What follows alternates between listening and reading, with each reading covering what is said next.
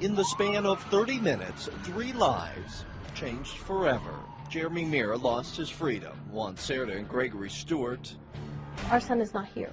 lost even more. And while every crime is conceivably preventable, Mira's deadly robbery spree would have never been possible if not for a Texas law.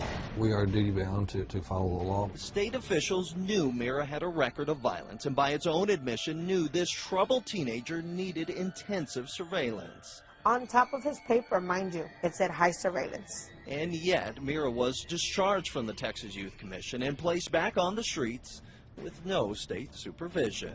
All because Mira was diagnosed with bipolar disorder.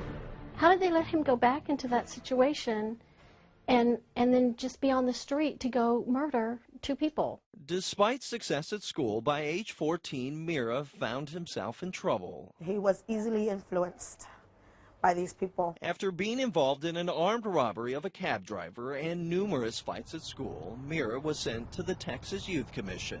His sister Elizabeth Mira says she thought this would finally fix his behavior. We kind of thought about it like a sort of a boot camp. That's what we thought.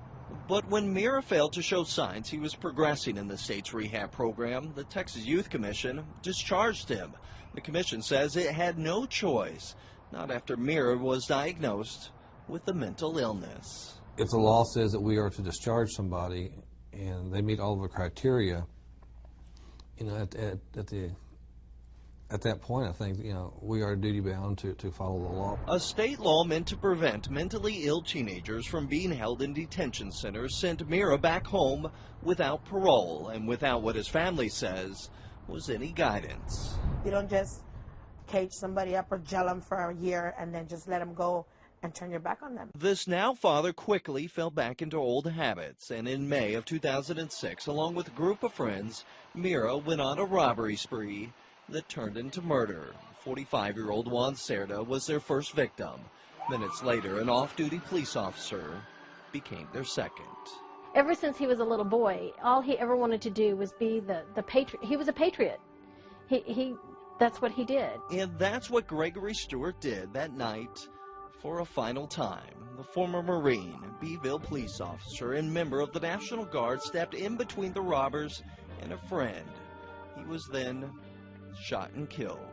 If Jeremy had not been on the street, what happened that night would not have happened.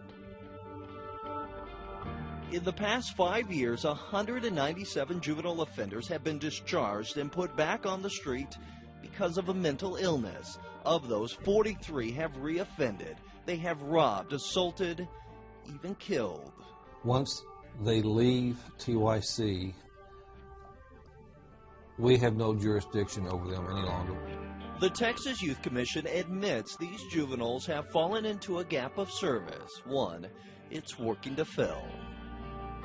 Since our investigation began, the Commission passed a new rule allowing the agency to obtain a court order to require these mentally ill offenders to seek treatment.